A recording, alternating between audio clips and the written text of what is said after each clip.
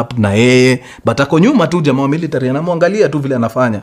Siku moja akakaa makapata mrembo, kumbe ametoka nyumbani, ameenda ameshikana na mshikaji fulani hapo. Unajua vile mko na urafiki tu na mtu, after all you are single now, hauna mtu. So hiyo haimaanishi sasa usiinteract na watu wengine. Interact na watu wengine mtu yangu, si umerudi soko, ushaoga, usharudi soko. So wakiwa pale mazee, kuma sweet nothing, wanagonganisha maglasi za juice pale nini, cheers. Jamaa wa military akatokea, akamwambia okay, so ulikuwa unanitoka ndio ukuje uanze kusumbuana na mandume hapa nje? Mdema anashindwa, chief mazee, si tumejiita meetings ngapi?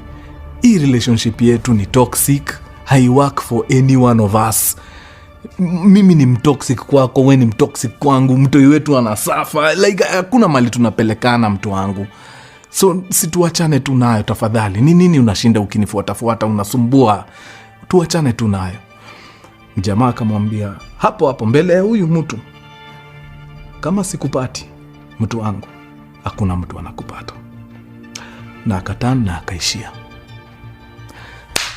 Rudi asubuhi hapa mahali ngori imechacha. Soja amepiga simu huko akasema ni aje ni kungori kumeku